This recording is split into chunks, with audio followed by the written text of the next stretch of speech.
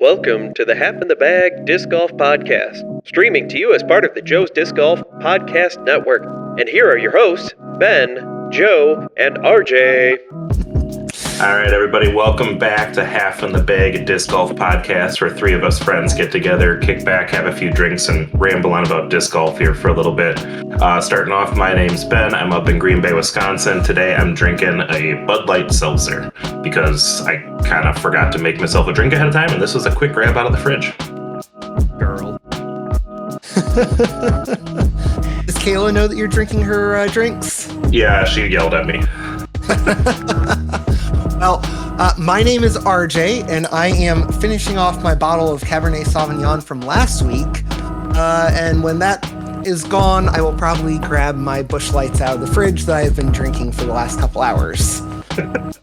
I'm Joe. I'm from the Fort Wayne area, and I'm drinking the sad tears of all the Packers fans as I smile and rejoice. Ooh, that hurts. Because I'm a Bears fan, and we didn't even make the playoffs. It still hurts. It still hurts. It's a little fresh. We fired our head coach the day after the season and our general manager, which, more importantly, the general manager needed to go a long time ago. I think Nagy did all right with what he had. Now, my question is, will you send Mike Holtz your quarterback? Because we need a new one. No, I think we got Justin Fields for a couple years. You want the Red Rocket? We'll trade you for Carson Wentz. No, we already have a redheaded quarterback that can't throw. And is hurt every other week. Yeah. So it sounds like he belongs on the Bears. Quarterback injured? Perfect. We'll take him. Yeah, no, we can turn this into a bitch about the NFL podcast here real quick in the next few weeks if we want to. Oh, man. That won't be hard. Let's not do that. That won't be a stretch. Well, Joe, what are the... I'll be happy Tom Brady is out of the playoffs, though. Very happy about that. So I was eating dinner with my in-laws, and my brother-in-law is from L.A. area, and so I think he's a Chargers fan now because they moved there. I don't know exactly. Or Rams, sorry.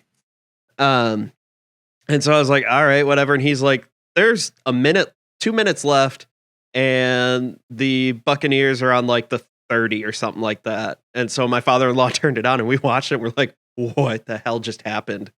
That was insane. Yeah.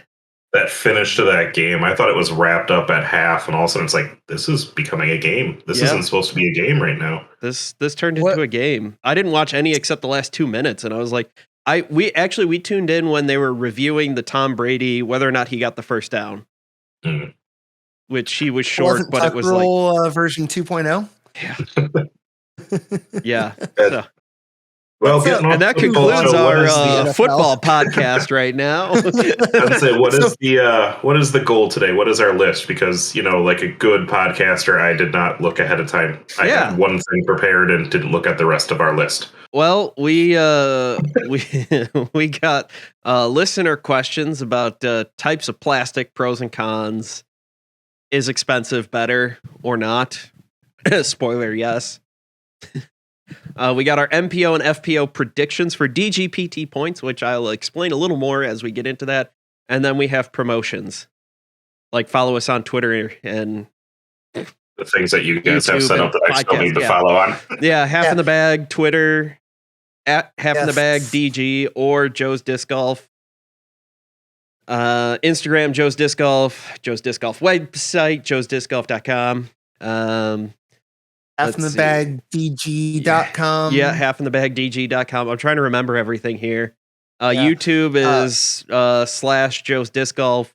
Podcast is wherever you get your podcast from, or if you want to submit a listener question and have the audio either played or not, up to you.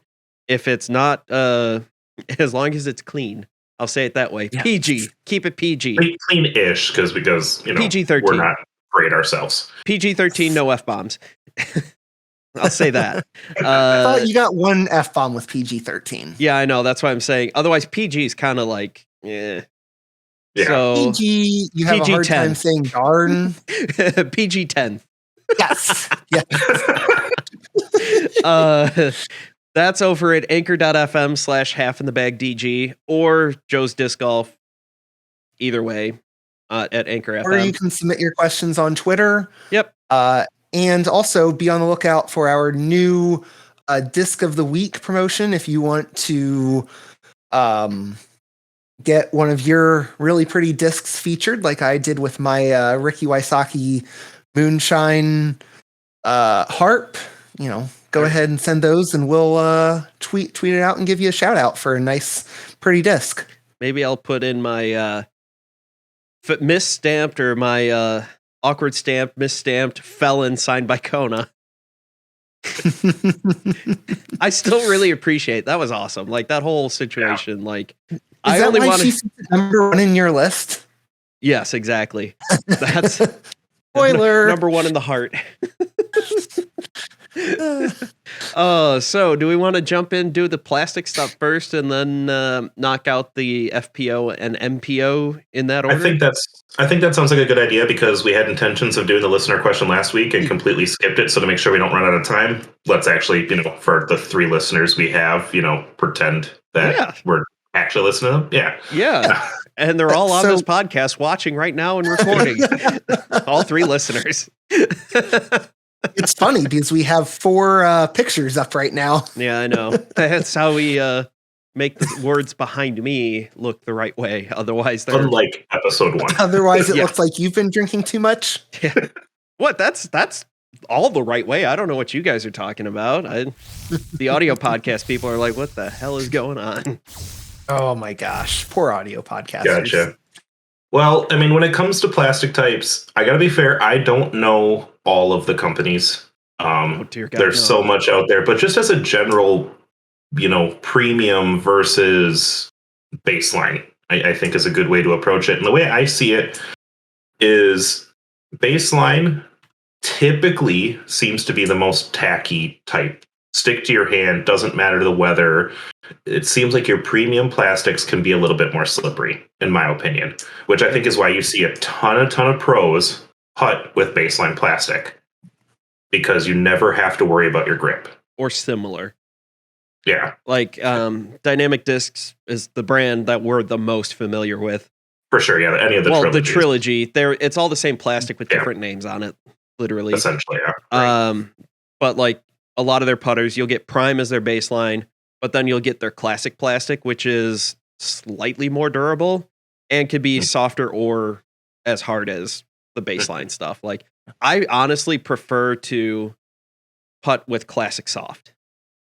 So yeah, and I use blend myself. I actually go with the blend. I like the little bit more rigidity. I feel like for my sake, I love the feel of the soft in the blends. Yep. But I like the more consistency that I see out of the blend, which I think is why you see a lot of the pros use the hard. They don't necessarily need the feel as much as the consistency when they're, consistent from 40 feet in, where we're consistent from like 7 feet in. I've missed from there. I've missed from closer. More consistent. In a tournament. I've missed in a tournament from less than 7 feet.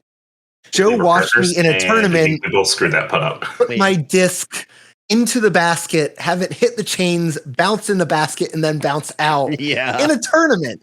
Yeah. And, that is just the worst. I did it, and I turned, and I looked down, and I literally just looked at the card, and I'm like, what just happened? Like, the 2 people the 2 other people on our card were just like, that sucks. Yeah, like, there's spit outs, and then there's nothing. There's spit outs, and then there's stupid. Yes. Yeah. And it was. Yeah, there's how does the physics of this happen? Because I use, like Joe, I prefer using a classic soft putter.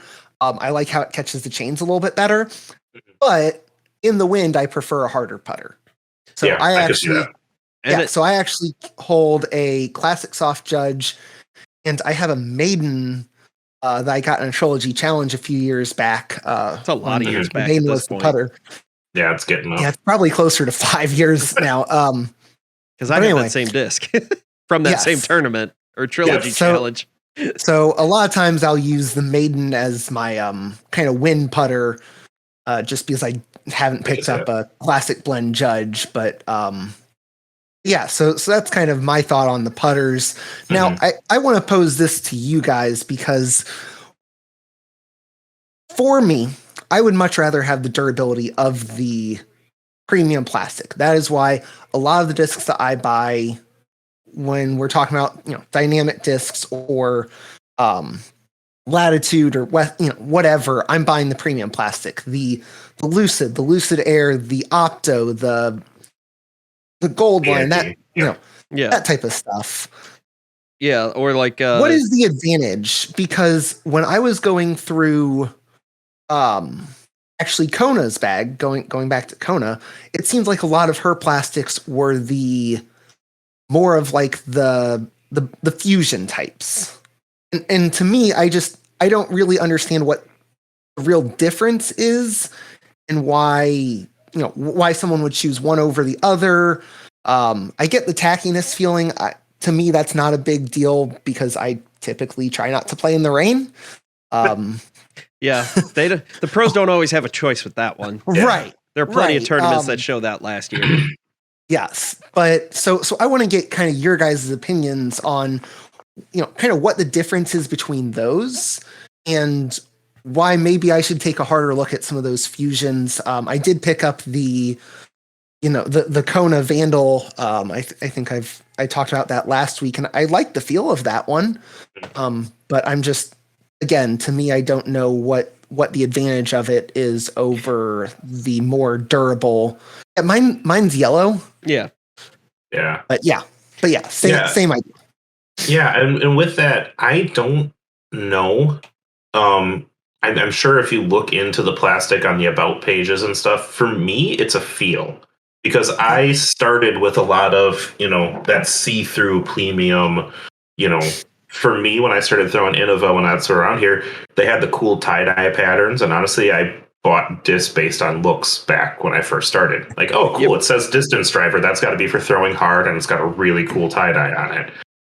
And, as I've learned that, distance driver is definitely not where you should be starting if you don't know what you're doing. The mid-range game and the fairway driver game is where it's at.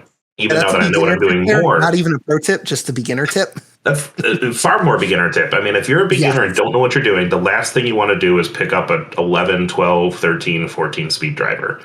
Learn how to throw something at a 5, 6, 7 speed and learn how to throw it consistent. Then you can play around based on your arm speed about how things go. But yeah, like that's a lot of it. And so for me, the difference between your clear premium and your, your opaque, so the clear versus like the opaque premium, for me, I notice a little bit more give, kind of like that soft kind of plastic in the more opaque ones personally. Are you going to get as consistent of a flight in the wind if there's a small little divot? Technically, no.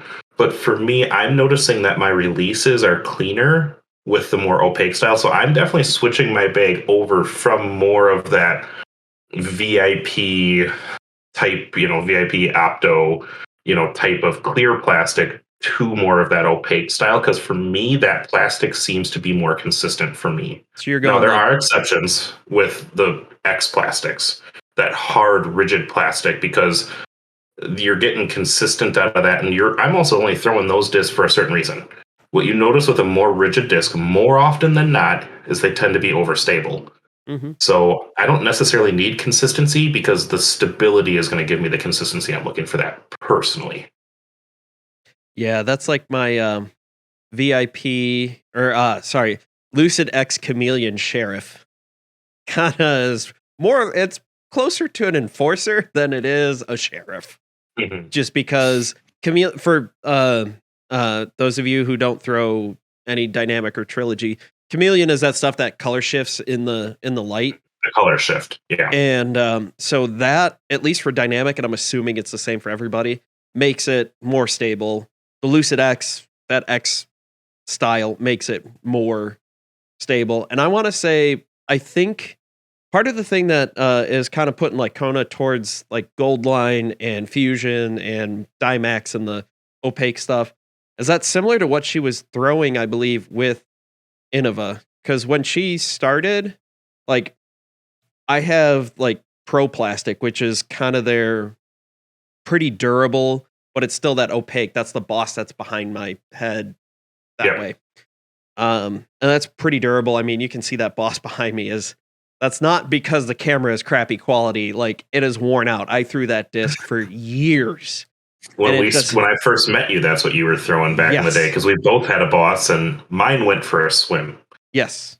Yours, I think, went for a swim, but we got yours back a few times. Yeah, it didn't have a boat on it. It's the boss back, Ben. But yeah, generally, like, I like the way Lucid feels, the clear premium plastic that Trilogy has. And for me, it's just kind of a personal preference. I had I did back when the Next Gen Amateur Tour was going on, and it was the first year that they did it. They partnered with Latitude, and they gave Gold Line Gladiators as a disc, and it had a really cool stamp on it. Yeah. And they also gave you an anchor, which is basically an EMAC Truth. More stable EMAC Truth. Slightly more stable. Yeah, I would argue it's more stable. I took it out of my bag because it was stable. I took it out of my bag because it was basically too close. Like it was too stable for my EMAC, not stable enough for a Justice kind of thing. So it sat in that weird spot. But I digress. I did not like the Gold Line Gladiators that they gave out, not because the flight or anything. I actually bagged a Gladiator for a long time. I just didn't like how the flight plate felt soft. Like I felt like I was going to push my thumb straight through it. And I think a lot of that for you is with being a forehand dominant, you create so much more torque on it that it seems like that clear style plastic, the slightly firmer, a little bit more hardiness to it. Yes. And then I'm not going to, I essentially have two bags right now. I have discs that I mostly only forehand and mostly only backhand. And I have some that I do both with, but for the most part, it's like, if I'm pulling my Justice out, 80% of the time it's a forehand shot. Maybe I need that crazy hook on a backhand. Yep, that weird upshot utility thing. Or if I'm pulling out my EMAC Truth, I'm 90% of the time I'm going to backhand that. Unless it's some weird touch shot that's just a bit too far for like a harp. Or I need it to finish a bit straighter than a harp. So, like, I basically have two bags. Now, distance drivers, it gets a little different just because, wind conditions can really change that. Like, I'll forehand my Raider, and I'll actually go 50-50 on my Raider. It's either backhand or forehand, and everything I have basically is the Lucid plastic. Although, I am partial towards the Royal line, which is the new stuff from Latitude 64. It feels a lot like the Lucid plastic, but it's like the Gold Line or Dymax or Fusion, kind of like it's opaque. It feels awesome. And it's super the polished. Way they mold it? Isn't the way they do that too? The mold lines are less severe, so especially for you that forehand, it's not going to rip up your fingers as much. Yeah, so there's that little bit that I always have to sand off on the bottom, so I don't tear up my hand. You mean wear down, because sanding off would be illegal. No, actually, I'm smoothing it out.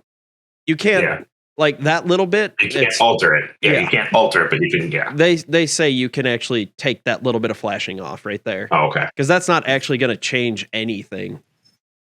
If you only take that little bit that scrapes up your hand, it's the same thing.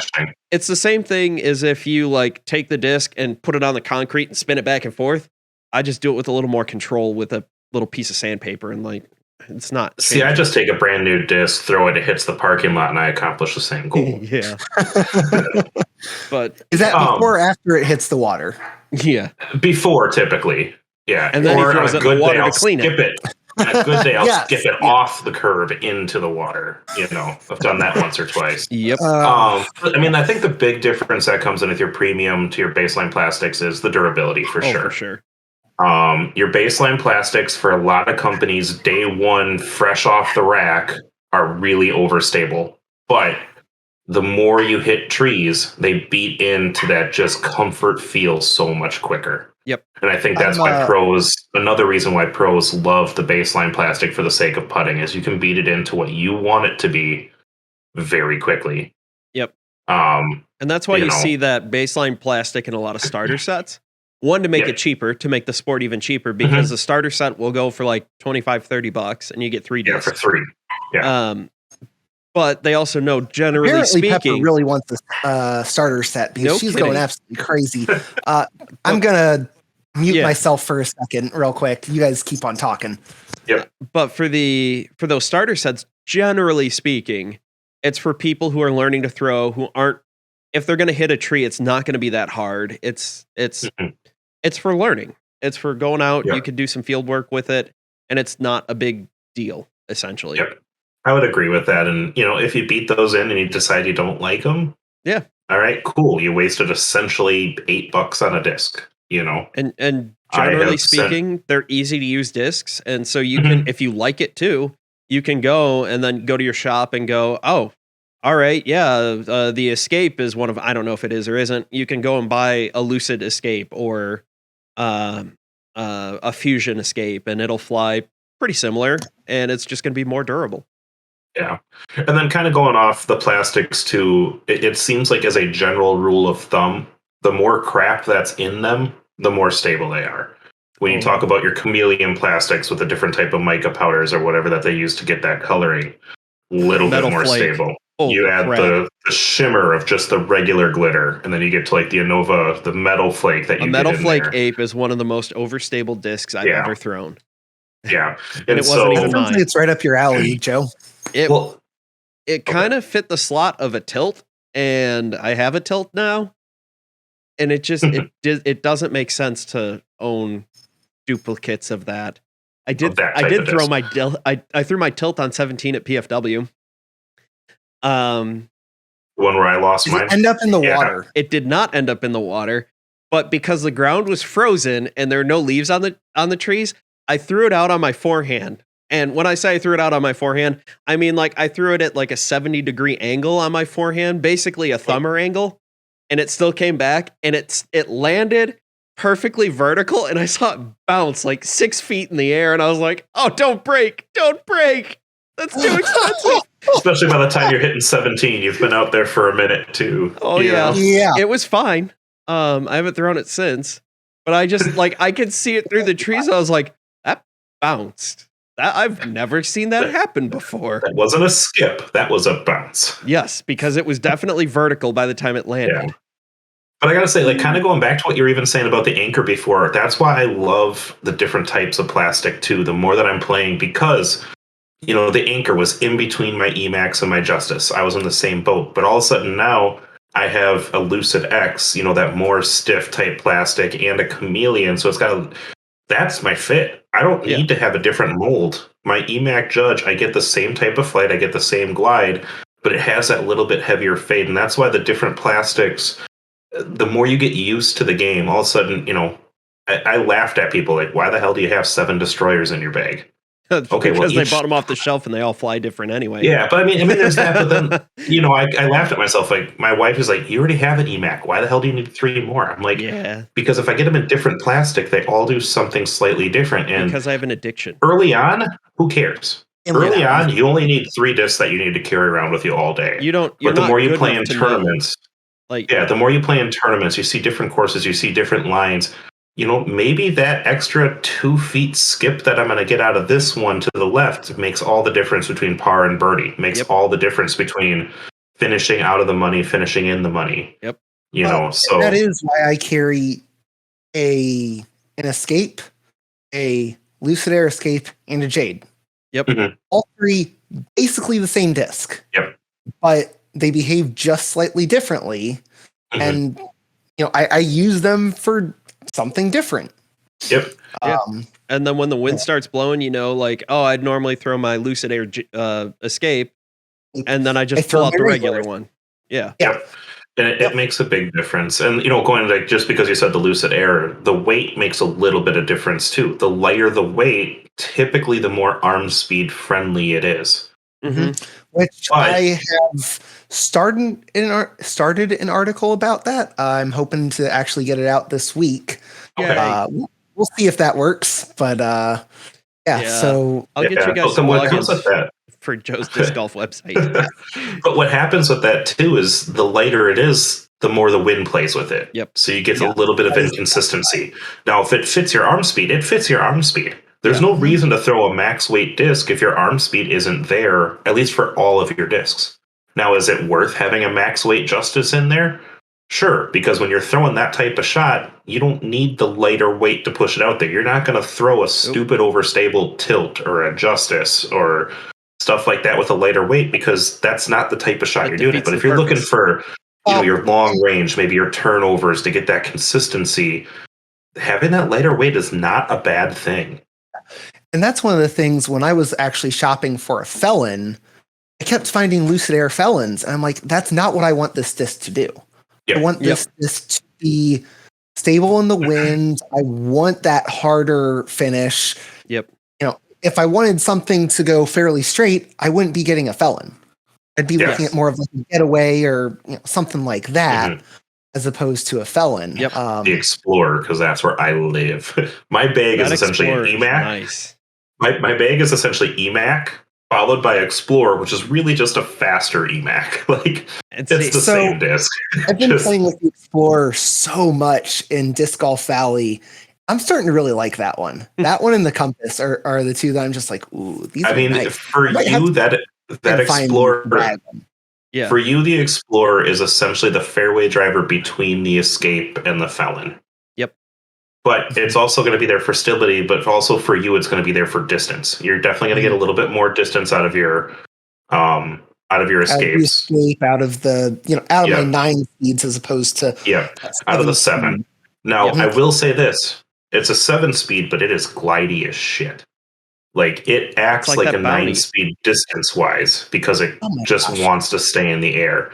But that's also really nice because I have one in, a different type of plastic that's just very rigid. It's got a really heavy pop top to it, and it just wants to get to the ground.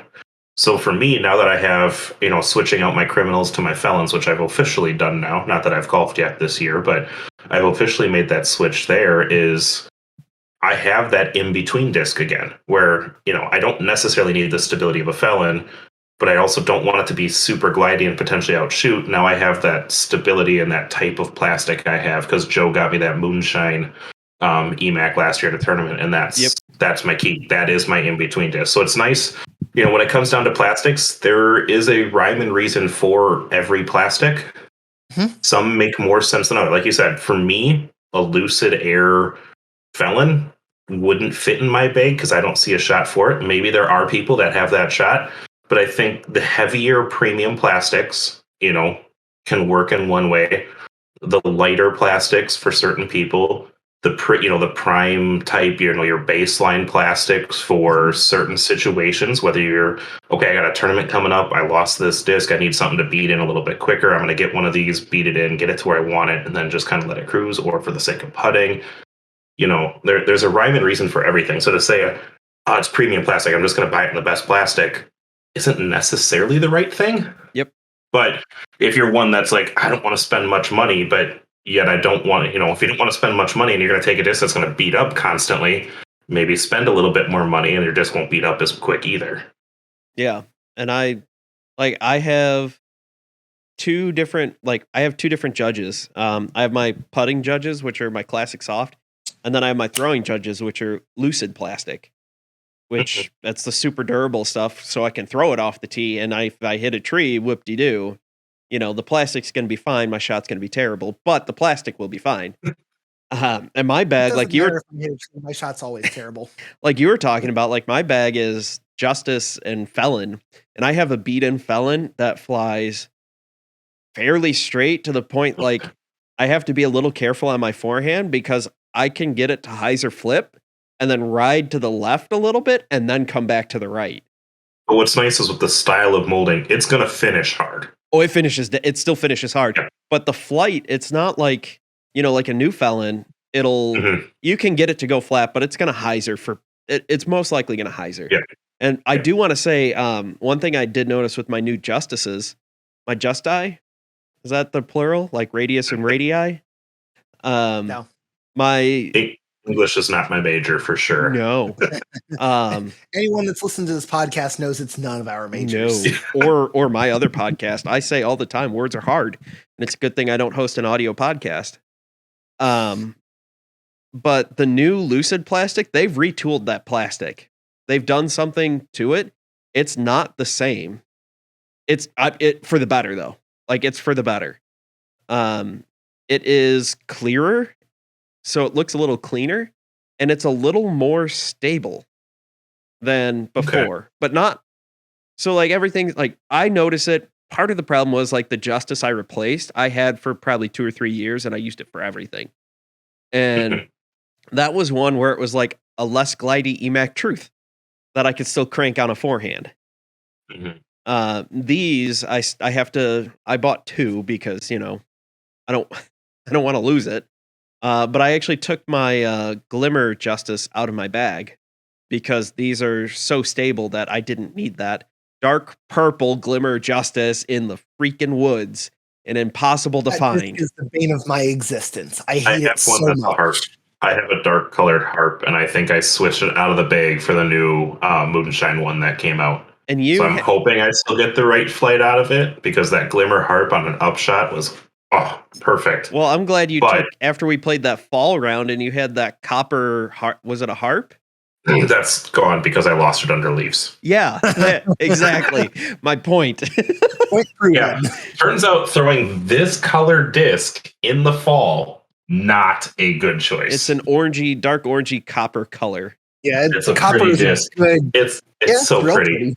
It's like that Biofusion Enforcer that I lost under the leaves. It was more red. It was that reddish orange. Yeah. And it just was gone. It's still gone. It has my name and number on it. Is that more reddish than like that? It was more orangey. It was more orangey than that. Okay. But you can imagine that when you're in those red and orange leaves. Oh, bad. We looked for a long time for that thing. Yep. So we were out there for an hour kicking around leaves.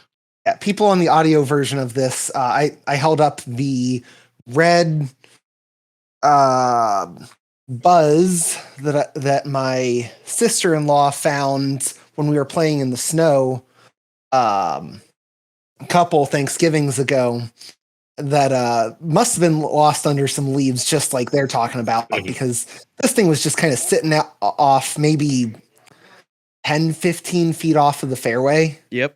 And just sitting there on top of stuff, but like we said, must have just been right underneath the leaves when it got lost. Yeah. Yep. Well, I think that covers at least plastic, so we could stay semi on time here. Yeah. Yeah, I think so. I'd say so. Into FPO ratings. So, Joe, you want to intro how you want to do this here? So this is based off of the DGPT points standings. I'm assuming they're running it the same. I haven't looked, or I haven't found any information that says they're running it any different. But last year it was your top 8 finishes. Anything else got axed and whatever. Plus up to 3 of your top finishes from Silver Series. As far as I know, they're still running it the same way. I haven't heard any different. If anything, I could see them adding a few more to your regular one because the DGPT absorbed the national tour from the PDGA. So if anything, I could see them adding, like, say, instead of your top 8, your top 10 or 11 finishes or whatever. Yeah. And so what our rankings are based off of is at the end of 2022, well, at the end of the regular season before the playoffs start with GMC and MVP Open point standings, who are going to be the top 10. And so this has nothing to do with them playing A tiers and PDGA points. This has nothing to do with UDisc World Rankings. This is DGPT. So if you're wondering why certain players ended up in certain spots, it's because we're going off of the DGPT points and not based off of that. So I know we have some European players here. And they might not be as high as you think they should be, but this, again, is based on points, not that. So they might not be able to come here and play as many tournaments as other people. So they might come here and totally wipe the floor, and the top 3 women are all European. But if they're only here for 5 tournaments, points-wise, they're not going to end up better than other and that definitely made it difficult. So I did not bring the list of tournaments with me, but I know if you go to the DGPT website, they're all listed there. It starts with Las Vegas Classic and goes all the way through. Who do we just want to kind of go one at a time here with our 10? Do we want to go all the way through one list? How do you want to do this? So my thought was to, like, one of you guys goes first and says, my number 10 is this. And then if RJ has that person higher, you could say a little blurb about it, but we'll really talk about them whenever, RJ has them, okay, if that makes sense. Mm-hmm. So, like, if you have, I don't know, let's pull an MPO player out of my butt here.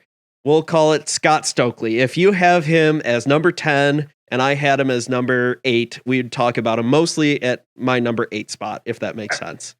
And if nobody has them, then we just talk about them, whatever. And we can all chime in with our little bits here and there, and if we want, and we can go from there. Yeah. But I guess, Ben, do you want to start it off?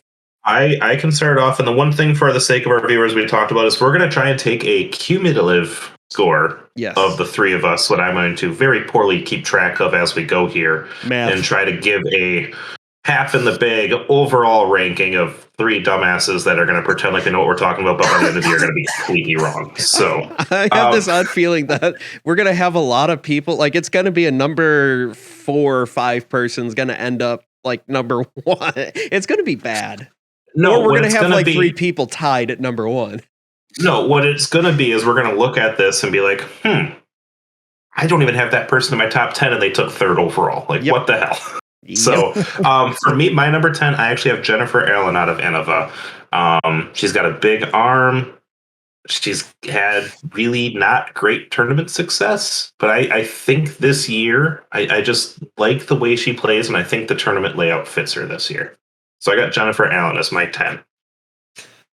Yeah, so I do not have her on my list. Neither do I. Because I'm just not as familiar with her. That is kind of my take on that. I don't.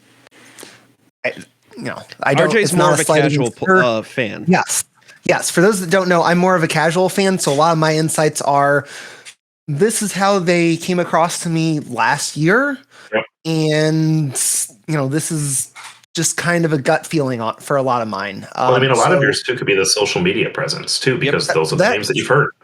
So when actually, I'm going to tease this a little bit. When we get into the MPO, I actually had a really hard time filling out the bottom half of my list, because I'm like, okay, who do I know beyond like the big names like Ricky and Paul?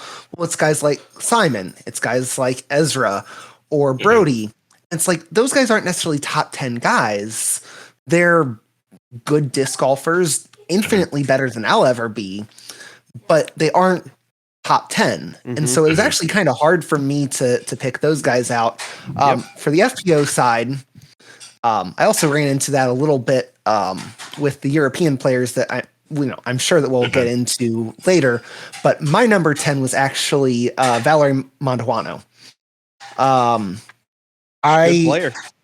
Yeah, good player, consistent player. That's why I have her at number 10. Also a DD player now. Yes. Yeah. Well, and that's why I have her at 10 and not 9. Is because I'm concerned about the bag switch, and that's going to actually come into play for a couple different of my people. So, maybe a slow start. Buckles are down a little bit.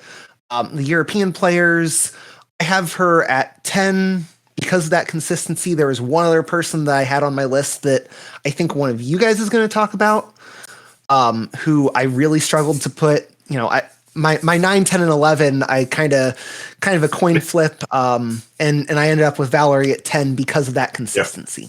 And I think exactly what you said. I mean, she's got a good arm, but she's a technical player. So the open season at the beginning, your Las Vegas Challenge, your Memorial, big arm places. Mm-hmm. She's getting to learn her bag. When we get down towards the end of the series where it's a lot of wooded play, I think she's going to stand out. So I think your prediction of she picks it up towards the end is a great call on that one, personally. Yep. And I think she'll do all right during the Texas swing, because that's kind of wooded in the middle of the season. Yep, there are a lot of half and half courses. Yeah, and this year Beaver State Fling is going to happen. Last year it didn't happen because I think that's considered a Silver Series. Is that Silver Series? Right? I think that's Silver Series for Beaver State. Last year it got canceled, not because of COVID, but because a month and a half before the tournament, they had a massive ice storm that legitimately destroyed the course. It was a wooded course that became not so wooded. Yeah. Yeah, I remember you saying that last year. So So, Joe, who do you have at 10? I have Well, first off, do you have Valerie on your list at all? no. Okay. Ben, I do you? I do. No, I do If not. you want to listen to Joe's Disc Golf podcast, she is in my 11 through 20. And I will say my 9, 10, 11, and 12 were difficult to Mhm. figure out. Yeah, that's kind of where I was too. For number 10, I have Holly Finley. She is, I forget who she plays for. Innova, I think. I've stumbled across her at some of the tournaments. Solid disc golfer. She's got that, at least on the men's side, it's like the perfect disc golf body where it's that lanky, long arms, long. She used to be a model, I guess, and then got into disc Eagle golf. McMahon. Yeah, Oh, I've heard about that. Her. Yeah. She's got like the Eagle McMahon, the Kyle Klein, the Ricky Wysocki, the long limbs. Like I mean, I kind of put Paige into that, but I think she's a lot taller than Paige. Yeah. But that same like lanky just can get those levers going and use physics to your advantage. Which becomes an arm speed, which becomes a distance. Yep. You know, you learn how to control that. And you become really good at this game. She did pretty solid last year. I forget where she ended up, but she was top 15. And I just expect her. She stayed with the manufacturer. She didn't switch. So I expect her to pretty much stay maybe a little bit better. Watching some of the stuff that she's been doing on Instagram, really working on her middle distance game, I would say. That 200 to like 300-ish foot and just dialing it in. Was she the one that I saw on like Twitter that she had like a rug that she used to throw into, and now that she's like gone pro, she like actually has the like the full setup now? Maybe. I haven't seen that. I haven't followed. Yeah. Well, I mean, I think that was just something that I saw as like a you might like type thing on Twitter. Solid disc golfer. By far the most graceful out there. And one thing that I was listening to Understable Minds, which was formerly Disc Golf Answer Man. They had Kona on there, and Kona was talking about how she is super frustrated with Holly because instead of like stretching out because she's got those long arms and long legs to throw out from like under a bush, you stick the leg out and you really lean out far. She sits on her butt and throws. But it works. Like I went back and I found some videos. Solid. Yeah, your base is solid. If you have the core strength to do it. It's one of those things where it's like you're so long, you can stretch out, and then the bush or the limb or the whatever isn't a problem anymore.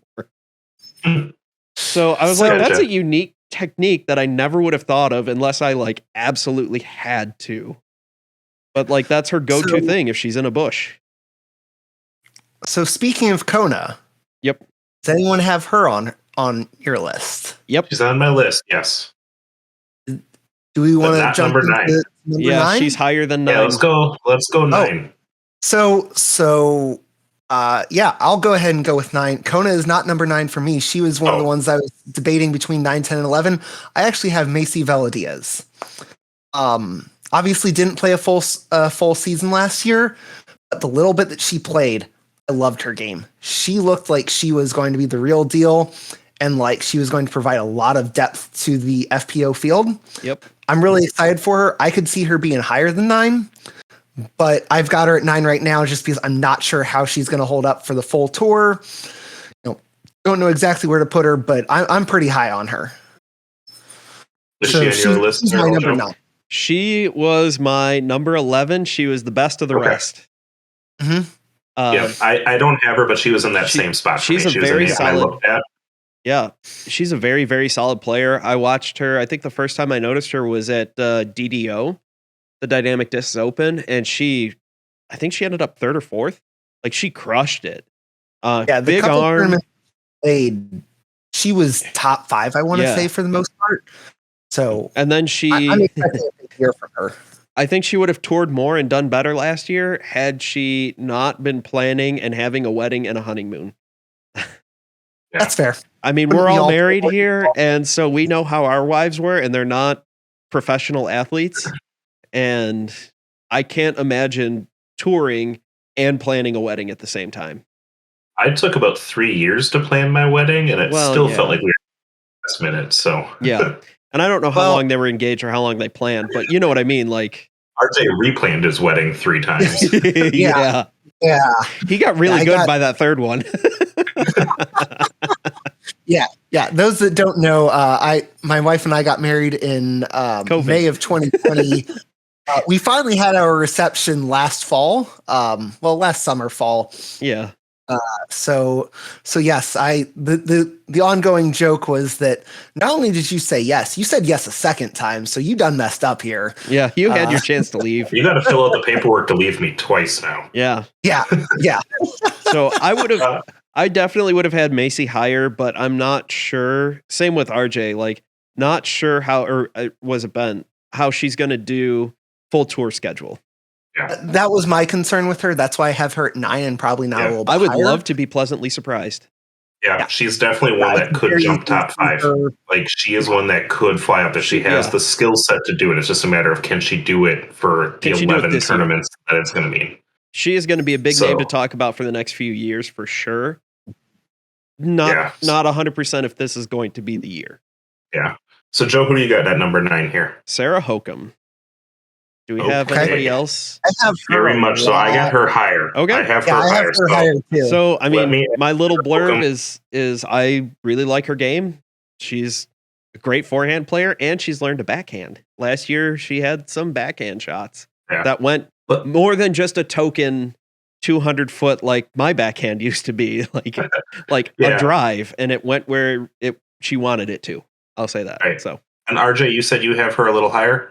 Yeah, I have her higher too. Let's come back to her then. Yep. My number 9, I have Jessica Weiss. I do not have Weiss, or however you say her name. Yep. She is in my 11 through 20, I believe. Okay. Solid player again. Just solid. She seems like a consistent player. She hasn't done anything amazing yet, but I think she's going to be consistent, and I think that consistency is going to be the name of a game. You know, in tournaments where people are going to be hit and miss with COVID, hit and miss with travel, I think the consistency for her is going to be the one that pans out and keeps her in the top 5 or top 10 for me. I mean, I really like her. I just, she's very consistent, like you said. It's one of those things where it's like she's really good, but the women I have ahead of her, I think, are really good too. I feel like this top 10 is like really like. 2 years ago, I don't think we would have had. I think we would have had a harder time filling out a top 10 2 to 3 years ago. Now it feels like, all right, I did 11. I did through 20 through probably 12 or 13 spots were really hard to separate out. Yeah, and that's not a knock against the depth. That's much more a man.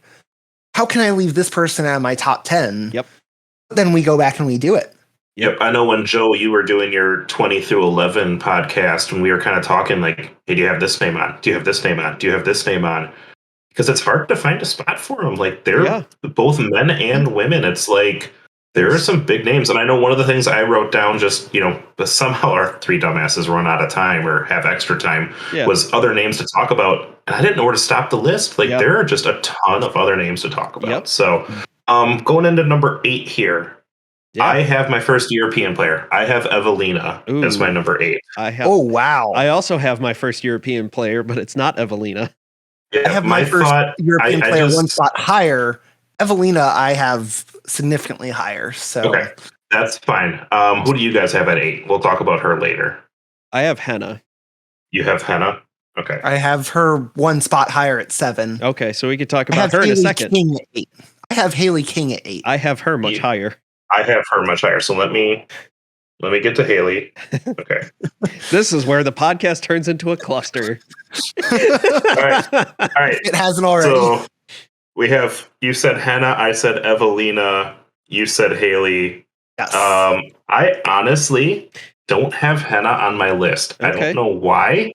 I just feel like the 2 consistent ones, and I think Kristen's going to tour more in the U.S. just from what it looked like. So I have her higher just because she's going to have more tournaments to pull from. Yep. I have Evelina above Henna because the ones that it looks like they're coming for are the early ones. Yes. Which are your big bomber courses. Yes. And Evelina can keep up with the distance. And so I just think she's going to be the one that finishes a touch higher for me, which is probably why you guys have her ranked even higher. But I don't have Henna on, and I have Evelina here because I think she's going to sneak in there for sure. Yeah. So the one stat that I love about Evelina is that she has finished top 10 in 100% of her professional, which is crazy. Yeah. Yeah. I saw don't that. care the that number on of people in Mando. tournaments. That's a crazy stat. Yeah, It's I easy saw to that have one a on bad Stat tournament. Mando, It's really and easy to I have was a bad just like, tournament. that's insane. If she is able to get the number of tournaments, Yep. she is going to be top 5 for me. For Yeah. sure. And the reason I have, since we're kind of talking about Evelina and it's our 7 and 8 have kind of blended together, it seems. Yes. I have Evelina at 7. I don't have her higher because I don't know how much she's going to be here. I know Evelina, Henna, and Kristen are going to be here for the first. Kristen's going to be here the longest for the first part of the season. Mhm. Henna and Evelina are coming in for a decent chunk. Then they're leaving for a handful of European tours. They're going to play the European Pro Tour stop. I forget which one it's called, but that's what the one where like a bunch of our US people are going to try Just to the go European there. Open. The European I'm not sure Open. if there's a Yeah. I was thinking it was the European Open. Yeah. Right. And then they're going to come RJ, back for Worlds. So for the sake of how awful my math is, what do you have Evelina ranked at? I have her as 3. okay. And I have Henna. You don't have her on the list. RJ, do you? I do. Yeah. She is my number 7. Okay, and Yep, she's my number I got 8. her. I got her added here, so I got my Evelina total. Honestly, with Henna and Evelina, like It's such a crapshoot. They're all like, you look at all the world rankings, PDGA rankings, all the rankings out there, and they're 1 and 2. Well, not 1 and 2, but they're always right next to each other. Mm-hmm. And so it's just hard to. Honestly, it's if I hard for flipped me it, to it'd be separate them. fine. Like I honestly could have put They could do Evelina both. then Henna versus how I have it now, where Yeah. it's Henna then Evelina. Like The whole reason I have Henna separated from Evelina is simply because I couldn't find as much information on her. Yeah. And like I said, I love that stat from Evelina. Yeah. And Henna, I'm just like, I don't doubt that she's a great player. I don't know how much she's going to get out there. You know, I could see her coming in and absolutely tearing up the tour and maybe even making a push for that number 1 spot if she plays enough things. But I could also see her not getting enough in and being out of the top 10. We'll definitely talk about it later with Katrina and Paige. They have been US's number 1, number 2 since I've watched disc golf. Yeah. Mm-hmm. I'm going to be really excited to see those 3 top Europeans and where US ranks in the world. How do those? Yeah. We had a little bit of a glimpse with those guys with Kristen coming over last year. I'm excited to at least see a consistent 4, 5, 6 tournaments and see where that placement is. I think it's going to be great for the sport overall. It sucks with how travel's working right now with the sake of COVID, and it could be a little bit more consistent, but I think it's going to be one hell of a battle to watch, and I'm really, really excited. And I think hopefully it gets a little bit more presence for that pump on the female side, because we know the top names in men, and like you said, I think getting excited about the top names in female, the way it's growing, is going to be really, really fun to watch. And one of the interesting things from last year is when Kristen Tatar came over here, she was, of the 3 European women, consistently ranked 3rd and being 3rd to Evelina and Henna. And now in the UDisc World Rankings, she's number 1. But at the same time, like, Chase and lead cards are going to be so exciting to watch on the FPO side. It's not just going to be, okay, Paige is 30 strokes ahead. Let's see what happens. Like, there's going to be battles at the top. Or Paige forgets to show up and Katrina's 30 strokes ahead. Yeah. This is going to sound crazy. I am almost more interested in watching the FPO field than the MPO field. I think that's going to be the case. I've just noticed that your Jomez coverage, that always just seems to be your top coverage. I mean, when it comes to watching the videos, they're an easier video to watch, so I think it'll still be there, but I'm excited to see it. I mean, maybe those companies, between, what is it, Central Coast, Jomez, and GK Pro kind of seem to be your top ones. Yep. The bigger they grow, maybe they can start putting people on both cards and really getting a good good coverage of it all. Here's one of the interesting I'd love to things. see that. I listened to a podcast interview with Jeff Spring, the CEO of Disc Golf Pro Tour, and Mhm. they are expected to announce something major media-wise in the next month with I've Disc Golf seen Network, that. and they said they're rethinking and reimagining how disc golf coverage is going to go. So I don't know if that means they are somehow bringing like Jomez Big into the name, yeah. fold, or Gatekeeper, GK, Central Coast, Ace Run, one of those, Yeah. or multiple, and just like using them to not only get post-produced stuff, but somehow working Mhm. it into live. Yeah. But All right. Yeah. Going back to our list. Yeah. Did we all say our number 8s? yes, Yeah, and I and said I my just- number 7. Joe and I have said our number 7s. Mine's Henna, his is Evelina, and yours Okay. is. And you just back over. I actually have Kona. Well, I have her at number 6. Okay. So she was the one that she was one of the 3 that I was really debating on between 9 and 11. And I ended up leaving her off my list because she's not as consistent as Valerie, and with the manufacturer switch, but I would love to be wrong, and I would love to see her pushing that 6, that almost top 5 group. And you I would said it love for to me see right that. there. Consistency. Yes. I think she lacks the consistency to be top 5. I think, again, she has the talent to be there. Yep.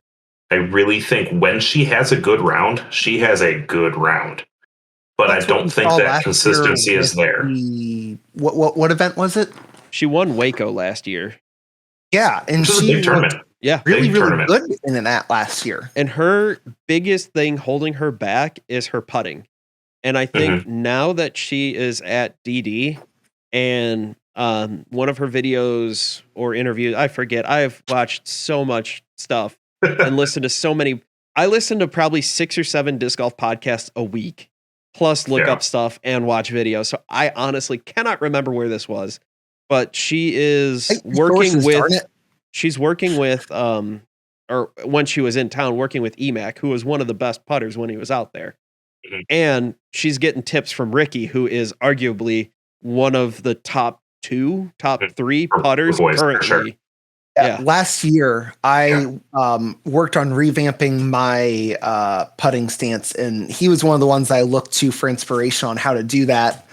Because he is so good. If I mean, that's what within 40 EMAC was feet. known for. Yeah. That's what EMAC was known for when he toured and won it. Was his putting. His driving was good. Obviously, I mean, he's a but pro he's not player. A huge arm.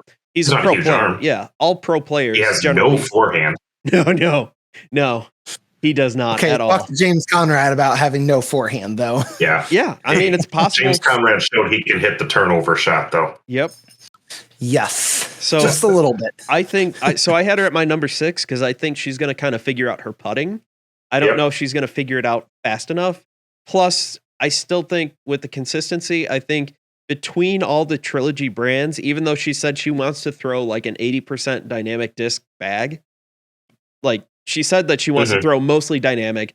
Obviously, if there's something like, say, she loves the harp. I don't know if she does or not. Yeah, I think she does. I want to say that was one of her top ones. She doesn't love the harp, though. Yeah. So I mean, let's be fair. That's one of the big sellers. Yeah. Is the harp is not a disc that any other company has really mastered. Discraft has their zone. Innova has their pig. But like that putter, but not a putter, just that overstable kind of slow controlled disc is a tough one to master. And, the harp is probably the lead of like, we did this first. And I think that's what sold a lot of players on it. And I think she's going to, I don't think she's going to have as hard of a time switching to DD because they have so many discs to choose from that she can find that beat up whatever that she threw. Like I think she threw the Shrike a lot. Like she can find either that or it's just the going to be beat a up. matter of getting the consistency with her discs. Yep. And just knowing that, okay, I reach for the Vandal and not whatever, which is hard because she's grown up with that. Does that bring us to number 6 here then, if I'm not mistaken? Yeah, Kona was my 6. Okay. Did we say your 7? Yeah, you had the European Girls. So number 6 for me is Missy Gannon. I have her Hey, higher. we agree. Hey, hold on a second. Let me do the math. 6'2". I have her higher. Interesting. Yep. Where do you have her at? 4. Okay. So not much higher, but I have a shocker at 4. yeah. Okay. I just want to make sure I'm doing A my shocker or the math right shocker? here. Family show. I'm talking about the Anyway, Spider-Man villain. PG-10. I'm talking about the Spider-Man villain here, man. What are you talking about?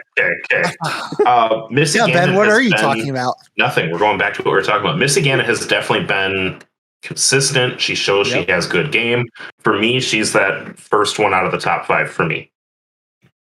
I don't have much else to say. She's just a very solid player. Yep. And that's why I have her at 4. Yep.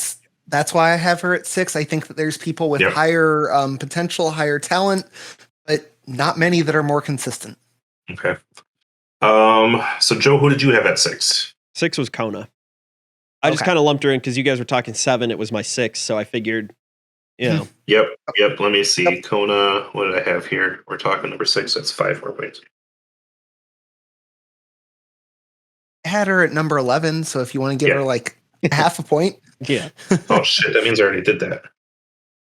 1, 2, 3, 4, 5. Okay, we're good. We're good. All right. I'm not going to screw this up at all. Man. So we got number 5 then. Number 5, yeah. So going into our top Number 5, the first one I actually took some halfway decent notes on. I got Sarah Holcomb, the forehand I also have specialist. Sarah Hokum. Look at Man. that. RJ and I are going to screw this up together. See, I had her at number 9. Yep. Okay, so she Mhm. gets 12 more ticks. I don't know how you're numbering it, but as long as it makes sense to you, that's all that matters. What I'm hearing is that Sarah Hokum is somehow going to end up as number 1 because Ben and I agreed on her. I And mean, number 2 what- is what going I have- to be Missy. The last couple Yeah. years in her TV or her, Pro Tour rankings in 2019, number 3, 2020, number 3, 21, she is ranked number 4. Yeah. She's up there. She's showing her game. I just think that with the European people coming over, it's going to put a little bit of pressure on it. Yep. I think the big arms, I just see her falling back in tournaments and just not getting quite as many points. Yep. But still having that consistent finish that's going to leave her at the top. I saw her as the reason why I had her number 5 was because I thought that she was third behind Katrina and Paige in the US. I have 2 European players in my top 4. So Yeah. to me that leaves her at 5. I Simple as that. Yeah, she's a very solid, consistent player. I think the 3 European women that I have ahead of her really just bumped her from like my number 6-ish.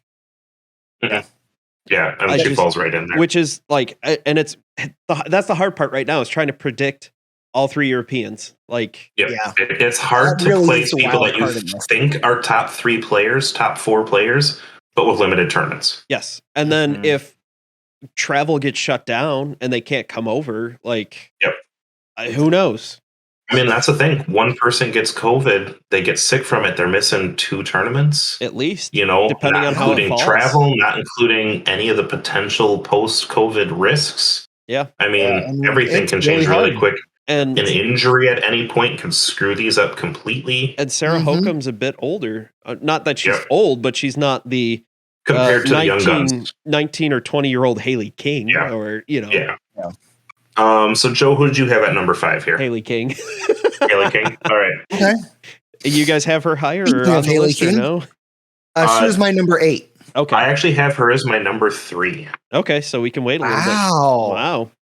Even with the move. Yeah, think- that was what bumped her for me. I think the move gives her confidence. Okay. I think that she's going to have discs to select from. There's enough Innova players that she can borrow the beat-in disc from and kind of create her bag. Innova I doesn't think have that she's many still- discs. I think they're still early enough in the season that she can get used to that bag. Yep. I think the confidence of I'm now the top shit here as not being behind Paige. I mean, yeah, she's potentially behind the European players. Yep. But I think the one that she's going to come in every tournament saying, screw you, I can win this at every tournament. I think she built that confidence. And watching her from beginning of year to end of year, I think that confidence level rides her to be one of the top spots. Yeah. She is one that could very easily drop. I think she could be that top player that even drops out of the top 10, because I think if that confidence starts to go down with her being younger, not that experience, new company, trying to do all the social media, all these expectations on her, I don't know where her mental game is at, but I think right now, if she can ride that high, I think she can do some really big things. See, and she doesn't do much with social media. And I think that's part of what drew her to Innova, because they don't do anything with social media. At least not yet. Who knows? I mean, at this time, like her announcement video, if you look at everybody else's announcement videos and all the money that Prodigy dropped on Kevin Jones' announcement and Discmania rolling out the red carpet, or Discraft rolling out the red carpet for Chris Dickerson and the helicopter rides for Kona and Ricky, Haley King's was her doing her own YouTube video, and Innova didn't even post about it until the day after she posted hers. Yeah. So I don't think she cares about the social media stuff, which those two would be that's a match made in heaven right there. And I think that was one of the big knocks on her is she didn't have a good social media presence. Now, was that because of a lack of or how she handled it? But yeah, I think that could be one of those things that, depending on how things go, I think she's your biggest wild card, but I'm putting her as a top wild card for me. Yeah, and I think not having as much experience, having some, I think just she could have some mental struggles in terms of performance, and that's kind of where I put her at number 5. Yeah, I mean, I don't disagree with anything you guys have said. I would love to see her higher than my number 8. Yeah. But I had to put her somewhere, so I put her down. So no, I don't blame you at all because she is very young. She's only shown it in a handful of tournaments, but she is one of those all-around players when she does show it. Yep. Yeah. So we're at number 4 now. Yep. My number 4, Katrina Allen. The main reason she's a very going top 3 straight. She's a top player, but not having the company scares me. And maybe she does. Maybe we just haven't heard the announcement. She's getting used to the disc. But right now, we're cutting it pretty damn close. Like, All-Star Weekend is what? Next weekend or the weekend after? And the weekend after that, we're already into... Las Vegas is the end of February. End of February. So we have about a month until Las Vegas. Yeah. We've got about 2 weeks. I'm right there with you. We got about 2 weeks until All-Star. And I think she's going? Question mark. She hasn't said not. Bag if she's going to the All-Star weekend. Yeah. So my number 4 is actually Missy Gannon. Okay. Very solid play. Like, my top 4 could kind of go in any order here, essentially. Well, maybe my top 3 for sure could go in just about any order. I like the way she played. Good arm, great accuracy, good putter. Did well last year. She was she won Throw Pink, which is not a major. But it was basically U.S. women's. But it was a big tournament. Yeah. It was a big tournament on the women's side. It ran parallel to US DGC. Everybody was saying it might as well be USW DGC, but that comes earlier in the year. And then she went and won Pro Tour Championship. So she had 2 very big wins right at the end there.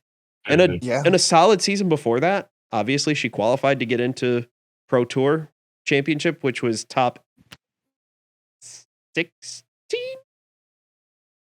I think. No, top 24. Gotcha. Joe, where did you have Katrina sitting at? Katrina, I have her at dos. Okay. My top 3, man, it was a coin flip. My top 2 were very much a coin flip for me. Like I said, I had Katrina at 4 just because she doesn't have a bag right now. And I didn't know exactly where to put her. Yeah. My 2 and 3 were pretty much a coin flip. I mentioned it before. My number 3 was Evelina. I love that stat about her. That's all I really have to say about her. Who did you guys have at 3?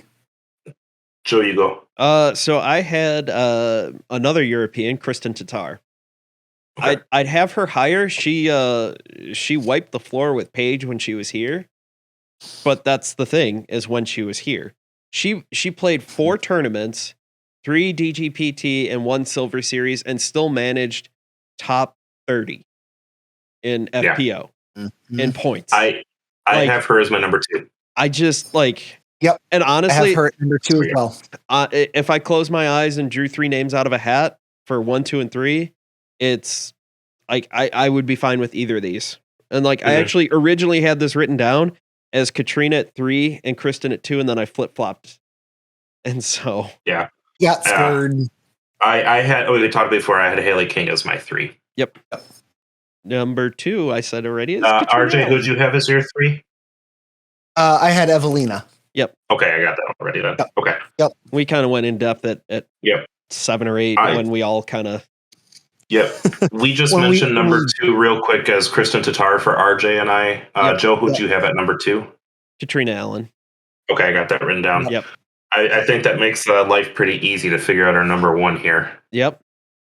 I'm just gonna put a big, just put a big number 1 left next to the Fierce, who is, what is it, female athlete of the year or something like that? She's up for, or what was that thing? Yeah, that she's for got the World Flying Discs, she's representing all frisbee-based sports for the athlete of the year for all sports that aren't Olympic sports. So, like, I think how is discus not? I need you guys to talk a little bit while I count. So, you do your thing. Yeah, I mean, for me, number 1 was easy because for me, it's, even though it seemed like she had a little bit of a down year, even though Kristen Tatar came in and kind of put her in her place a little bit in the couple tournaments that they played together. To me, number 1 is Paige Pierce until it's not Paige Pierce. Yeah, I mean, it's hard to say. Like, if I knew for sure Kristen Tatar was here all of 2022, hitting up all the stops or hitting up at least the minimum amount to qualify or to, that they're going to keep, and, maybe a couple extra because she, for whatever reason has a bad tournament. Because we all have a bad day, here and there. It's whenever I go disking. Well, that's not a bad day. That's just a bad round. That's kind of how I felt the other day. It was bad. But yeah, no, I think that's also the big part of the reason why Paige has to be number 1. Yeah. Is because we don't know what to expect from these European players. Katrina isn't going to come in and take that right now, or at least maybe. I mean, she might, but in our rankings, I don't think that it's reasonable to expect her to do that. Statistically, when you switch companies, it's just hard to perform like that. Yeah, and we'll get into that with my number 10 MPO player. Teasing that a little bit. Not really, because there's so many movements this year. That could be any one of a dozen guys. So please, none of our viewers go back and double check my math here. But the combined list for our 3 dumbasses at number 10, Macy Valadiaz. Okay. Number 9 is actually Henna, according to our list. Okay. And that's probably my fault for not having her listed on there. Number 8 would be Kona. Okay. It's probably my fault for not having her listed. Number 7 is actually Sarah Holcomb. Okay. Followed very closely by number 6, Evelina. Makes about sense. Number 5, Missy Gannon. Yeah. Number 4, Haley King. Number 3, Katrina Allen. Number 2, Kristen Tatar. Number 1, Paige Pierce. I mean, not a bad list. Sounds like a reasonable list. Yeah, a pretty solid finish between Jennifer Allen, Vasey Maladine, or Bella Mahundo, however you say her name, Jess Weiss, and Holly Finley. Who, I mean, all those guys. I mean, when you're kind of talking 9 and 10, it's just kind of hard. 8 through 14, could all be easily tossed up together. I'm actually not opposed to this list. We'll have to write it down later compared to our results and see how much of an idiots we are in a couple months. Yep. We'll see. So do we want to go ahead and try and tackle the MPO real quick? Oh, yeah. All right. Let's spend a little less time on our... what are we at for time here, Joe? Have you looked at it? We are an hour and 13 and a half minutes. Okay, we got 15 minutes to do the MPO. It's going to be a long episode. That's all right. Let's spend a little less time on maybe 10 through 5 because... I mean, we could really make a top 20 list and we're all going to be tossing in here. So I'm going to go through... I'll start. I have Adam Hammis out of Discraft is my number 10. I have him higher. A little bit higher. RJ, who do you have? My number 10, I have James Conrad. Do either of you have him listed? No. I have him as my best of the rest. He is number 11. Mm-hmm. So I'm in that same boat. He is there. I just think that there's too much young talent coming up that's going to push him back a little bit. I think he's going to have some tournament wins because I think there are courses that absolutely fit him. Yep. But I think those big arm courses, I think the young guys are going to prevail, and there's more big arm courses than there are technical courses. Yeah. So for me, it really came down to I thought that he probably was a little bit underrated last year because of the switch to MVP. Mm-hmm. As far as like where he was in the rankings, I get that he was not good in the rankings. He did not do well obviously last year. Yeah, so I'm expecting a bounce back year. Like I said, I really struggled filling out the bottom half of my list because it's like the names that I knew are not necessarily names that I would expect to be in there. So this was kind of let's throw a hopeful number 10 in there, see where that gets us. Joe, who did you have at number 10? Well, just quick on James Conrad. Something I didn't, until I looked it up and I didn't totally believe it at first. He only had one win last year, and that was Worlds, which is a hell of a win. Don't get me wrong. Yeah, if you're going to win one tournament, that's the one. He had a lot of top 20 and 30 finishes last year. Yeah. Like he had a rough those bomber courses are not necessarily his jive. No, he is definitely a woods golfer. My number 10 is Ezra Aderhold because he will just pummel the competition into submission. Dude's jacked. And he can throw a disc. He did pretty well last year. I like him. He's kind of my right next to James Conrad. I'm my next to the best. But I do not have him on my list here. Yep. Yeah, he was one that like I said, I know and I really like him, but I'm just like, I don't feel comfortable putting you into my top 10. Yeah. He was a little too inconsistent at times last year. And when it seemed like he had a bad round, he had a bad round. But the thing is, you can afford some bad rounds with the particular layout. So if he limits those bad rounds, he could easily finish up here. Yep. And I think he's learned a lot. That first year on tour, he wasn't sponsored, except like OTB and a few other weird ones like that. Last year he got signed with sponsors. Yeah, last year he got signed with Discraft. And so he had to give up a handful of discs that, he liked that weren't Discraft. And so I think this year, holy shit, I'm a nuke. Yeah, I know. I think that's why Discraft, signed him, is because he can throw a nuke just about further than anybody else can throw any disc. So and I love his social media presence. He's got a good personality. He's a fun guy to watch YouTube videos for. He's a fun guy to listen to interviews for. I like him a lot. I just think that there's a little bit more consistency up there, but I could easily see him in top 10. And as Ulibarri said, the discs, when he throws them, just keep flying out of fear. That's a great quote. He said that. I think I'm butchering it a little bit, but he said something along those lines during one of the Joe Mess coverages. Just for that, I'm going to switch my top 10 and put him number 10. Don't do that for my math. Yeah. Don't do that for my math. You know how Ben is with math. If there's a tie, I'll give him a 0.5. Yeah. My Go ahead number and 9. make my number 10 and a half. My number 9 is a little bit of a reach. Yeah. Nico LaCastro. Not having a bag scares me, but when he has a tournament, he has a tournament. He was my number 20. Yep. I mean, he can be inconsistent, but if he can put on enough in a row, he's got potential. Here's the thing, though, is he's been ranked top 15 since, the last 10 years. Yeah. Which is the thing. But right now, not having a sponsor. Yeah. I don't know. It's a risk, but I think not having a sponsor could be a thing for him. He's bounced around companies recently. I think he's got some discs that he loves. He's got some discs. I personally think an open bag sponsorship for him would be big. Yeah.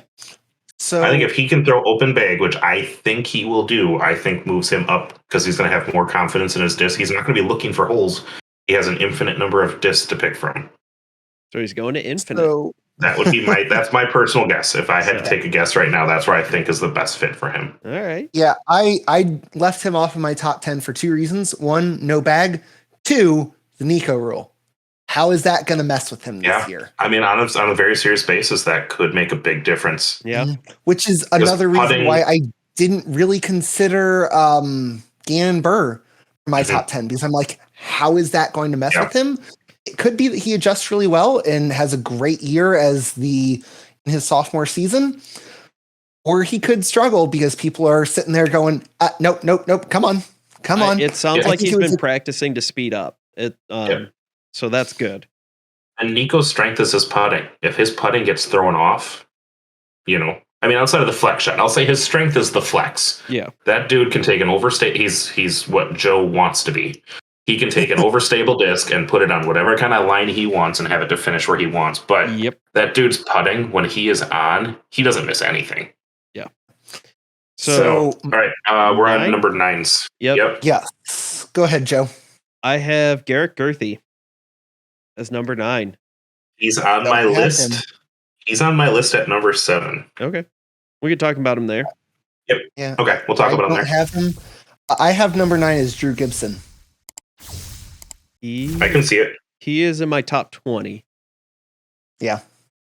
Yeah, I don't have a Gibson's really got an arm.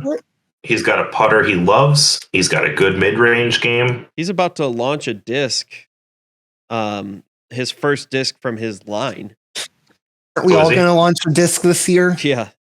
So his company, Not me, I don't have an arm, but is launching I think it's an overstable distance driver called the Era. So he's launching an Era. Yeah, he's one of the huge bomber arms. He can, I think the biggest thing for him is his mental game. I think when he blows up too much, and that's what held me out of the top 10. But he definitely has the physical skills to be up there. And his woods golf isn't as strong. It's not bad. I think that's part of it. You have to know. You have to go into the shot knowing you're going to hit that line. And as soon as you start getting frustrated and missing a few lines, no offense, Joe, I've seen you do that a few times. When you get in your head, your woods game is god awful when you get in your head. Why do you think I'm such a fast player? If I don't think about it, I do really well. I would agree with that for sure. I think, it's like that when you and I play.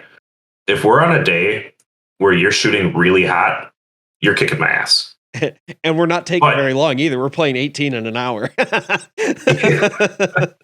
I think the second you hit a bad shot, that's when I start to pass you up. You hit a tree on hole 1, I'm in your head all day. We're playing Shof, wide open course, but you hit that tree on hole 1 and all of a sudden I hit a birdie.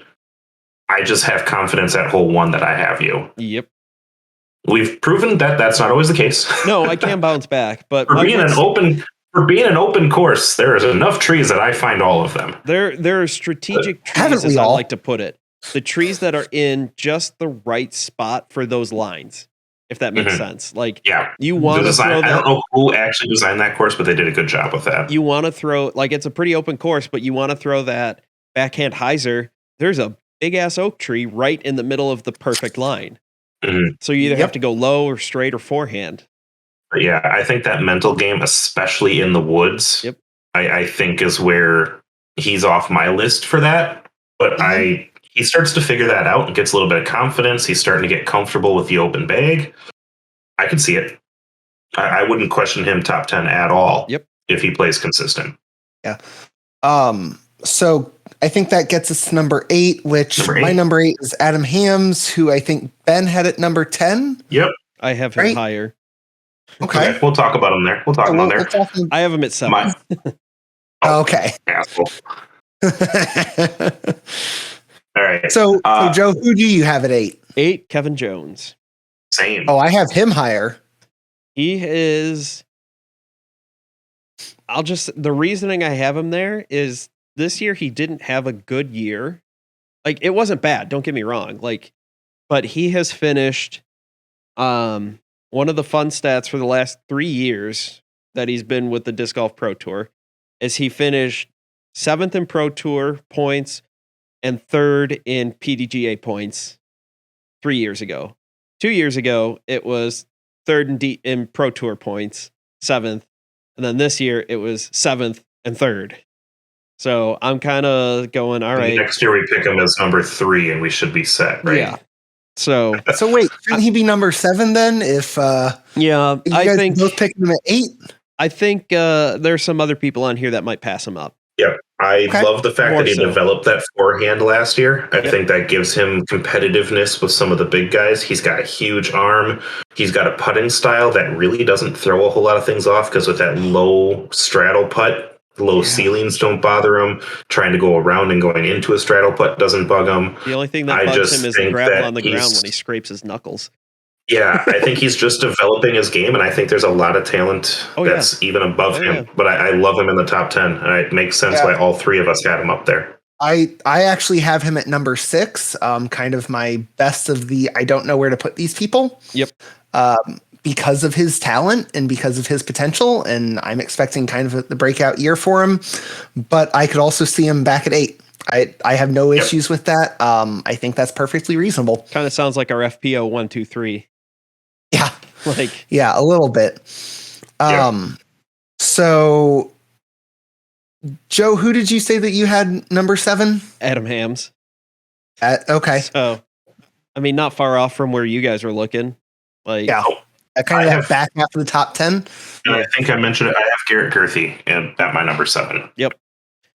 And I have Kyle Klein. And I actually had Adam Hams at 9 and Garrett Gurthie at 7. And at the last minute, I decided to flip them. And I mean, honestly, those 3 right there, 7, 8, 9, like, Garrett Flip a coin. Gurthie to me, obviously his biggest downfalls is putting, but when you can throw the disc as far as he does and just have tap-ins, you don't need to putt the damn thing. I think he can just do some things on some courses that other people can't do. He gets eagles where you can't find eagles. That's just, there's no line there. Unless and all of a sudden, bam, he's McMahon. Yeah, I mean, it's just it's crazy to see what he can do. I love following him. I think the more he plays, the better his putting is going to be. Yep. And I think this is a year where he's just going to get a good top finish. Yep. RJ, I know you mentioned Kyle Klein. I have him as my number 6.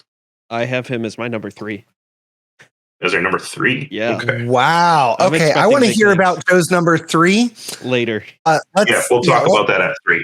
Yeah, let's get into our number 6s. As I said, I had Kevin Jones at 6. Who did you guys have? Because you guys had him back at 8. I had Klein. At 6. I have Joe? Chris Dickerson. I have him as 5. Okay. So just give me a one sec. spot. Give me a sec. What number are we on? 6. 6. Yep. RJ, where did you have him? 5. Who? Dickerson? Yeah. Yeah, 5. Yeah. And I actually had him as my number 4. Okay. So we're expecting him to finish somewhere between 4 and 6. So naturally, that means that he's going to end up as number. Yep, number 5 is looking pretty solid there. Yeah. I mean, looking at him last couple years, in 2020 he finished 5th. In 21 they had him at 10th. He's the number 5th overall ranked player in the world, at least from the stat I looked up, which I don't think is the most recent, but we talked about it last week's episode. He's consistent as hell.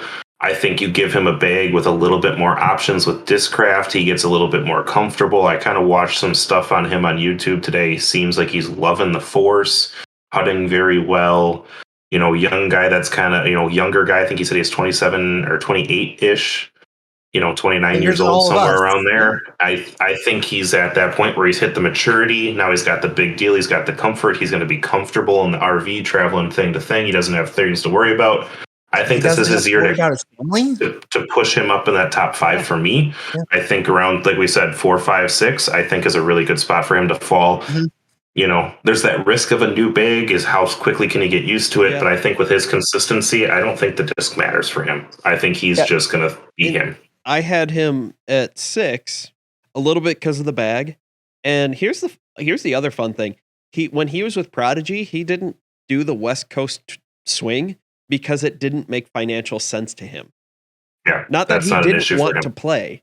It didn't make sense. So basically what he's saying in a roundabout way is, if I don't win or place high enough, I don't have the money to do it. Like, which blows my mind as being one of the top guys, was one of the top guys at Prodigy, and didn't have the money to be able to go to the California to, I don't know if he played Las Vegas or not, but like that West Coast swing, like he never played it. And it looks like this year he's going to be hitting more of that. And that's part of the reason why I have him up higher than Kevin Jones. Even though Prodigy put their eggs in the Kevin Jones basket, is because I like the fact that he's in his post announcing that he was going to Discraft. He said, "My family is well taken care of." Yeah. All 3 of us are married. You 2 have kids. I don't yet. You have a But dog. there is nothing. I have a dog that is basically my kid. Dear Lord, she is spoiled as hell. But Yep. yes, I am one of those dog parents. But just having that security of being like, okay, my family's taken care of. I don't have to worry about how I'm paying the bills, how I'm, that type of stuff. Having that financial freedom to go and hit that West Coast swing because you can. It's going to be good. It sets your mental game better. We just said that one of the reasons I knocked, Joe and I knocked Gibson was mental game. Yeah. Chris Dickerson's already consistent and now has a better mental game because he's not thinking about money. Can I afford to do this? Is it worth it? Yeah, you're a pro disc golfer. This is what you do now, man. Yep. Well, and on top of that, it's not like he has to be the face of Discraft. It's not like it's, we're putting all of our eggs in your basket. You have to be winning, have to be getting top 4 every single week. Yep. Or, we're in trouble. They've got Paul Macbeth. Yep. Yeah. They have the first $1 million disc golfer. Yeah. Yeah. There's no pressure on him. Mm-hmm. I expect a lot out of him. I could see him being even higher than number 5. I could see him pushing into that top 4, maybe even higher than that. Yeah. All right. So that was our 6s. Number 5, that was your 5, or Joe? Yes. Chris Dickerson was okay, so Joe, 5. who do you got at 5? Eagle McMahon. Okay. He is still limited on throwing forehands after probably, I cannot confirm this, I have not gotten a straight answer, probably subluxing his shoulder, doing that Jomez reverse 360. Yeah. It At did least not look comfortable. If not dislocating straight up. Yeah. So he did not have surgery. He did not have surgery, so higher as well. I am factoring in his injury more than anything else. I would agree with that. Honestly, without injury, legitimately without injury, he's my number 1 this year. I just have a feeling. That is my thought on it too. I would have without injury, he's my number 1. I would have him probably at 2 or 3. Yep, I legitimately think this is his year to truly blow up the scene. Yep. But I think he's going to be limited early. Yep. But I think he's going to be early hesitant. courses. I think these early courses you don't necessarily need it, and I think he'll get that confidence by the time he needs that forehand. He threw a lot of forehands, and his forehand is really good. Really good. It's just how much he's throwing his forehand what other people's max backhands are. Like, that's nuts to think about it. Yeah, have you met me? I mean, in the amateur world. I don't have Eagle McMahon distance, but I have really good forehand distance. Yeah. But with how much he used his forehand, I mean, we're all sports medicine. We know how much that athlete with the ACL tear, that knee is fine, and how that athlete just never comes back to the same level. I mean, look at Derek Rose. His knee was fine after he got it fixed, but he was never the same guy. And I don't know if that's going to play a factor into Eagles. Yeah. And that he is could bounce why back and it could be fine. Like, he could be like half the MLB pitchers that have Tommy Johns, take half the season off, come back, and then they're fine. Like, yeah. And like Ben said, if it weren't for the injury, he would be my number 1 this year. Yeah. So without a question, I have questions about the injury. I understand why you put him at 5. I have no problems with that. That's why. Yeah. I mean, I only have him 1 spot higher at 4 because of that. I don't know where Ben, you have him, but to me, I have him as far as talent, Ricky and Paul are in tier 1. Everyone else is tier 2 or below. I'd say Simon would be an argument for that. Yep. And Simon is not on my list. Yep. Because he's missing the first half of the season. He's missing a bunch of time being a new dad. Yeah. And I don't know enough about Simon. So for him, he's one top 10. He's a top 10 disc golfer. He's a top 5 disc golfer when he's on tour. Last year with his elbow injury, he missed a bunch of the season. And then this year, I think he's fully healed from all that. It looks like it. I mean, in all of his YouTube videos, he's throwing the forehand like he used to throw the forehand. I think he's developed more confidence in that backhand. I think he's developed more confidence in that turnover shot, knowing he couldn't do it. I think missing the first half of the season, I don't think he's super, super, super consistent. to the point where he's going to be able to get 8 tournaments in a row perfect to be in the top 10. Yeah. And I think, so, and just being a new dad, and you, Ben, I know, just the lack of sleep and just being a parent. What sleep? Yeah. And three, maybe 4 hours on a good night. I don't know how good. that all totally factors into awful. him, why would I want to do that? Yeah, you think a puppy is bad. Make sure it's something that you really, especially when you have a puppy and a kid, not a puppy. I mean, Jordy's like 6 or 7 now, but he's that old. Holy crap. He's got the gray beard going. So does that mean we're on a number 5? We're on number 4? My number 5 is Calvin Heimberg. Actually, I have him at 4. I have him higher. I think that's because we had the Dickerson mix. Yep. I mean, that was my stop there. So let me do some numbers here. You're good. So I have him at number 4. So we'd be talking about him next. And what about? I have him at 3. Okay. Okay, you guys start talking. He did not have. He had a lot of 2, 3, 4 finishes this year, and he was right there. He didn't have any wins. He was a very solid, consistent disc golfer, and I think he's going to be 4 just out of it. I mean, out of definitely the 1 and 2 that I have, which are probably your 1 and 2, maybe not in the same order, but yeah, I mean, I'll tell you, I have him at 3 for the same reason. Like I said, I'm worried about Eagle's injury. Yep. I think that Calvin is the best of anyone not named Ricky, Paul, or Eagle. Yep. And so I bumped him up to 3 for that reason because of Eagle's injury. It's as simple as that. So I totally see why you have him at 4. I also like his dry sarcasm, his dry humor. He's just a very he'll give you that one-liner with a straight delivery and not even flinch. And if you're not paying attention, you're like, this dude is so deadpan, but You want to talk a guy that he's a has chemical an engineer. What do you even expect? keel on the course, though. Yeah. Oh, yeah. If he gets in his own head, you'd never know. That guy his attitude on hole 1 is the same as the finishing final hole on 18 on the final day. You couldn't tell if that kid hit 8 aces in a round or 8 triple bogeys. He is just consistent. What's that meme that was going around? I think it was last year with the faces of Calvin. And it was like all of him with this deadpan, happy, sad, whatever. And then James Conrad wins, and it's like him screaming. And then all the rest of them are just deadpan, whatever, super serious engineer style. That feels right, is that he's an engineer. I did not know that, but that makes total sense. He graduated, I don't know where, but he's a chemical engineer. Yeah, he's and it just makes sense. You're just like one hell of a disc golfer. He's consistent. He's got great putting. Oh yeah, he's got tons of distance. He's got good touch. I mean, the top 5, top 6 talents are just so damn good. You can't find a consistent fault in their game. He just didn't get day to day, sure. Which is day to day. Can you see it? Sure, but overall. All those guys are just so solid. He never got a win last year. That was what surprised me. He had to have more top 5 finishes than anybody, though. I think he was. I think he was number 1 with top 5 finishes. Yeah. Well, maybe not number 1. Maybe tied up there with Paul and Ricky.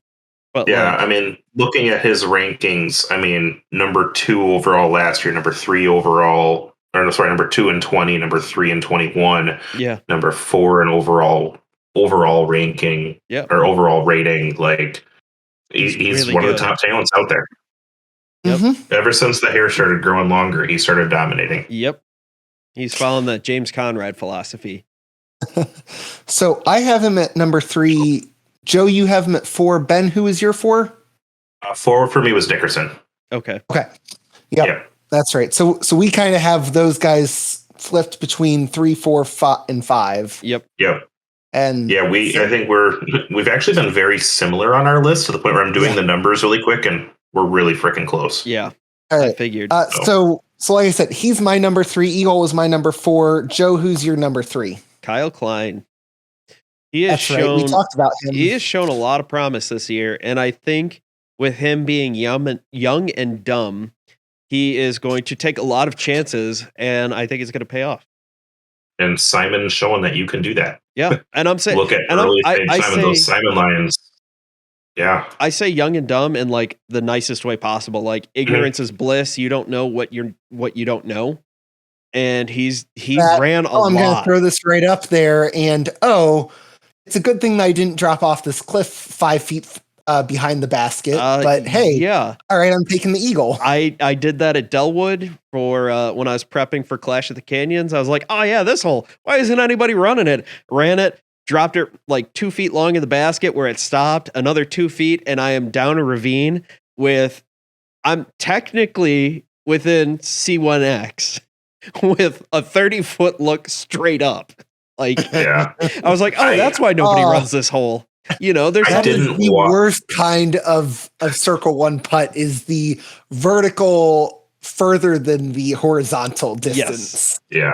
And I didn't watch the coverage of the late tournaments. I just kind of read about them, kind of saw the standings, and late in the year he was making a push. If he continues that push, yeah, he's top tier.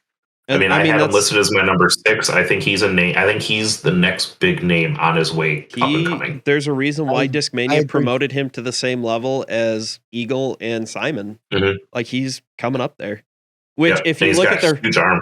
If you look at their pictures, he is wearing a Simon jersey in his profile picture for Discmania. That's awesome. That's awesome. Everybody was saying Eagle should have worn a Simon jersey too. That's fantastic. All right, so Ben, who's your number 3 then? I said I had Eagle. Yep. Oh, that's right. That's right. Yeah, yep. Our 3, 4, 5 are kind of like a toss up. Yeah. So let's get into 1 and 2. Yep. Who do you have? Who had Ricky as number 2? I have him as 2. I have him as 1. So I have him at 2. This is going to sound really dumb because of the bag switch. I know that he's thrown Trilogy before, but he's been out of it for a couple years now. I think that we could see him struggle a little bit, by Ricky standards. So, not still better than still top 10. Not pushing the lead card, but top 10 in that first kind of month or 2. Yep. I know everyone's really high on the dagger on him and him getting back to so much better with the dagger than he did with the AVRs. Oh, man, he really insane. did. The one thing I agree with you, and the reason I have him as my number 2 is honestly just a gut feeling, but he's also focusing on his new line of discs, which could be an argument both ways. 1, he's going to be incorporating new plastic. He's got to get used to that new plastic. 2, they're making that plastic for him. That disc is going to do exactly what he wants it to do when it's ready. As those discs come out, it's going to be one of those, he's got to get used to it. But 2, he's getting used to it in a shot that he's looking for because that plastic is going to be made for him. So for me, it's a gut. I just think this is Paul's year. Mm-hmm. That's the only reason I have him listed above, because I think Ricky is right up there talent-wise. He's shown it time and time again that those guys are so equal to battle it out for the end. Yep. I just think that it's a gut feeling, but I could see it both ways. I think there's a reason we all have them listed 1 and 2. And see, I'm making the exact opposite argument of you guys. I'm saying he's number 1 because of the bag switch. He's throwing 2-time world champion plastic again. He's pulled a few things out from that he used to throw 2 or 3 years ago. Because they came up with new things. They've come up with new things that fit him slightly better. Now he's going to get that new line of plastic for the exact shots he's missing. And here's the thing is, like, there are a handful of discs that have been released since he left that he didn't get to throw that fit his game really well. Mm-hmm. Obviously, he was throwing felons before, but I watched a video of him throwing a felon. Wow. That's all I have to say. He's got the harp back, and he liked the harp better than the pig, but I think he liked that thumb track, so I'm assuming that his new harp, for lack of does he go back, or does he go to the slammer, and that comes back into production? Yeah, right now it's out of production, but it doesn't have as much glide as the harp. Because I don't know where the pig is at for the glide. So the SARP is what we should be looking for? The SARP? Yeah. Pretty much. Sorry, the SLARP. The SLARP. Yeah. Yes. Feels like Ghostbusters here. Ghostbusters the original. Talking about whatever the keymaster and the gatekeeper here. But I think he's going to get that confidence from having that. He won his 2 world titles there. He's more than financially sound, except his Bitcoin. His Bitcoin has tanked. I hope he hasn't got it yet. Well, have you seen the Bitcoin? It's like the Ricky's Bitcoin Twitter profile that just tracks how much it's worth now. Yeah. Well, who knows when he got it though? That's the hard part. But I think he's just. I think with that plastic back in his hand, he's going to do really good things. I agree. And just watching some of the throws, like I think it's all going to just click this year. And he was close last year. He just was a little off. And I'm assuming like that back half of the year, it had something to do with whatever was going on behind the scenes with Innova. And now, I mean, again, we talked about it, mental game. He doesn't have to worry about money. He is financially set. He looks happy as shit. Yeah. I mean, that is a guy that just... You get $1 million a year to throw plastic plus royalties on whatever discs that he has. Yeah. Like I said, which we all bought on day one. Yes. Yeah. Multiple. The only reason I have him number 2 is because I'm worried about him getting off to a slow start. If he doesn't get off to a slow start, he's going to be number 1. Yeah. Maybe by a mile. He's skipping the All-Star weekend to prep for. And that to me, like just hearing that made me go, oh gosh, I have him too low on my list. And he's the one who last year he won the points total. He grinded it out while Macbeth and a whole bunch of other guys skipped Silver Series. He went and played Silver Series, and that was the difference between him and Paul being 1 and 2. Was those and it very well could come out to be this year too. And he is Paul's not starting his tour until March. He's skipping he's skipping Las Vegas and Waco. Yeah. I think it's or maybe playing Waco as the opener. He's skipping Vegas. Okay. Interesting. Yeah. But hey, I mean, if you're only taking the top 8 finishes, there's 15, 14. And he's so technical in his game that with as open as Vegas is, there's guys that are going to finish above him. Yeah. I mean, I know he's hit a couple. And let's talk about... He played Vegas last year. He was all right. Like, Vegas was probably one of his worst tournaments. Yeah. And by his standards, I'm not even saying like it was a bad tournament, but like... No, he still had a top finish. Again, it's just... going back to Ricky, a bad, struggling for him is 10th. Yeah. Yeah. So I mean, going on that top 5 finish. Oh God, he did horrible. Yeah. Talking about Macbeth, I have a feeling this is the year again. Yeah. I think he's adding another claw on all his signature discs. I think it's just watching some of his, watching some of his YouTube videos. That's where I kind of seem to watch and see the guys with the social media presence that way a little bit. He just has a swagger to him again. Mm-hmm. There was the I'm rich, I'm trying to learn how to be rich kind of feel, and just watching him these last couple of years, I just have a feeling he's going back in that top spot. I think his putting is still the best. I mean, that guy's hitting putts from circle 2 like they're nothing. You give Paul Macbeth a 40-footer, you just assume it's in. That's a circle 1 putt. That's a tap in. If he's in circle 1 at 30 feet, that's a tap in. There isn't a thought at 30 feet unless there's something in the middle of his view. There are a couple tournaments last year that I watched where he put through branches and made it, and I'm sitting there going, "How?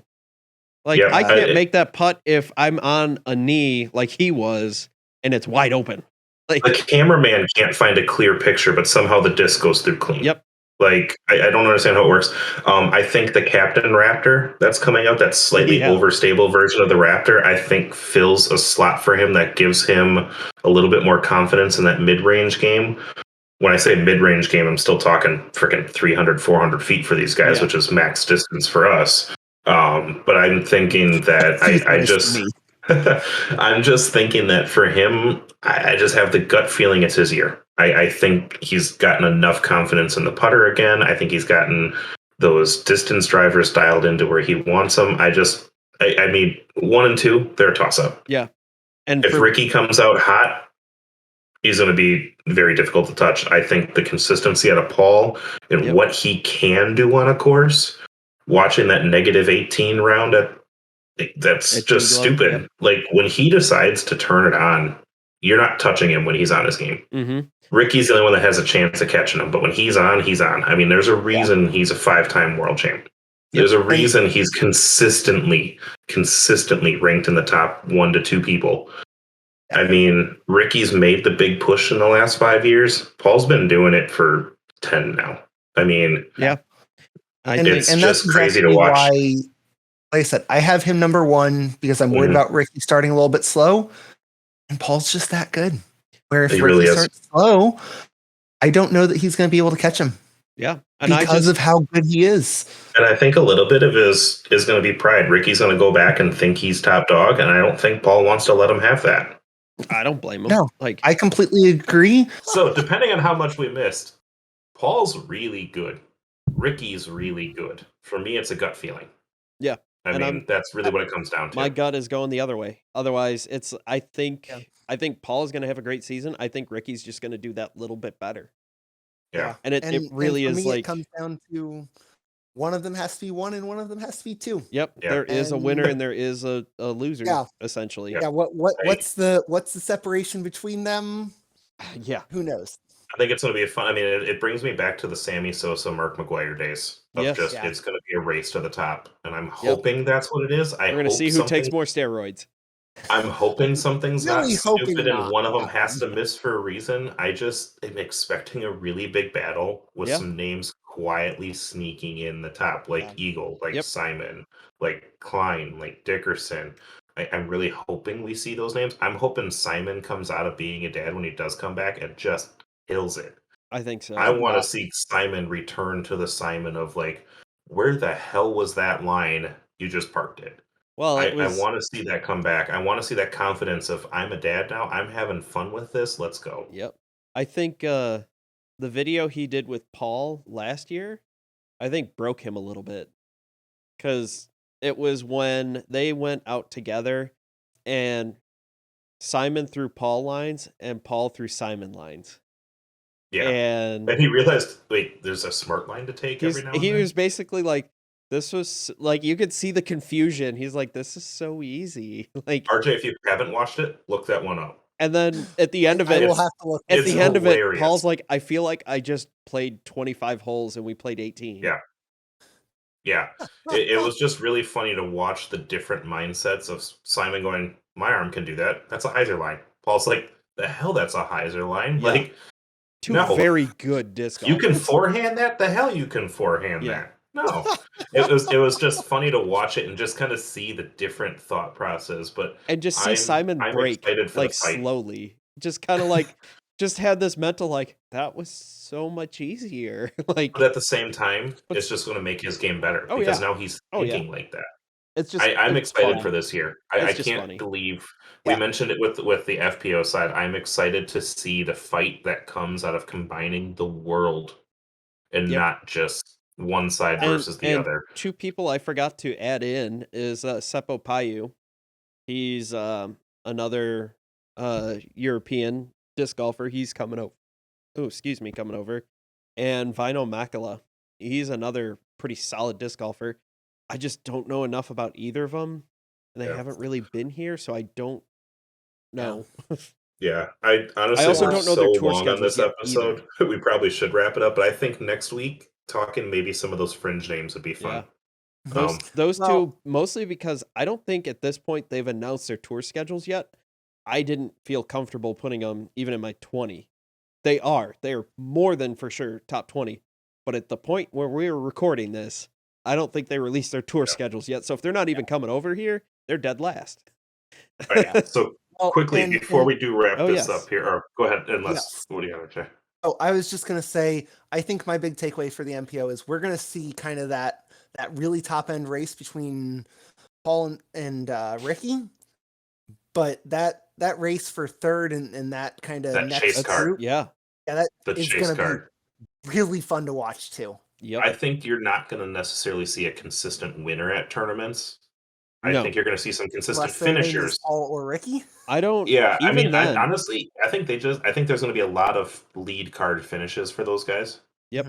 Where they're going to be top 4, and that's why they're going to rank high. But I wouldn't be surprised if this is a year where out of the top 20 tournaments, you have 15 names Yeah. I could see that being that kind of year. Yeah. But going through our top 10, I'm going to skip 10 because we have 4 guys tied. But at 9, Garrett Gurthie. Okay. 8, Adam Hams. 7, Kevin Jones. 6, Kyle Klein. 5, Dickerson. Yep. 4, McMahon. Yep. 3, Heimberg. 2, Wysocki. 1, Macbeth. But that's literally just because, Joe lost the tiebreaker. Pretty much. Yeah. Actually, wait. We said we'd give him a half a point. Ezra Adderhold at 10. Ah, yes. Because of the yes. half a point. Because of the half a point, we'll give it to him. Yep. But yeah, Oh, I mean, man. I could see this list being really freaking dumb talking about some of the other top names coming I kind of want to come back We to might this have like 4 right. at the halfway mark to see how we're doing and maybe cry a little bit. Yep. I will. I'll make sure you keep your notes on you, so when we go through and look at our individual lists, we can make fun of each other. Like, dude, Ben, you put Nico LaCastro in there. He's like at 30th. He hasn't even started. Wow. He's still looking for. James Conrad is sitting back in 50th. I don't know what the heck you were doing, RJ. Or he won the first 3 tournaments, and like, wow, we didn't think this guy had the power, and look at him show it us all wrong. Yeah. But so I think that about wraps it up here. I would hope so. We're only a little over time, and you have some editing work to do. What are you talking about? We're only at 6 minutes right now. For those of you not following along and didn't see the big skip in the middle of it, there were some technical issues. Thank you, Firefox. Love you. There's no way people are still listening, but somehow if you are, thank you. Yes, we appreciate all of you. Follow us on Twitter. Follow us on No, I don't have an Instagram. If you want to make an Instagram. Once the season starts, we'll have to start posting short clips and shit. Yeah. So follow us on Twitter. Follow us on YouTube at Joe's Disc Golf. Follow us, like I said, on Twitter at Half in the Bag DG. Yep. halfinthebagdg.com. Yes, halfinthebagdg.com. Follow Joe at Joe's Disc Golf on Twitter. joesdiscgolf.com, and find us wherever you can find your podcast if you haven't, or if you're still listening at this point. Yeah. Set it to that automatic download that just delete us after, because it just makes us look good with our numbers, because we're actually starting to actually see numbers, which is kind of cool. Yeah, this is the third episode, and we've got this is the third episode, and I'm in season 2 of my podcast, and we're about the same. I'm happy and just like, what the hell? Clearly, you're boring, Joe. RJ and I are the fun ones. Yeah, clearly Ben and I have a voice for radio, and you have a face for TV. No kidding. So, and here's the thing, though, is that's the difference. If you're looking for more of just straight up news, that's where mine is, and this is the fun banter where we BS about whatever. So eventually we'll figure out how to do it the right way. Maybe. I think this is kind of our format at this point. That we won't keep. Yeah. All right. I don't drink anymore. I don't drink any less, but I don't drink anymore. It's a promise I can keep. Right. Well, thanks everyone, and have a good night, guys. Yep. Yep.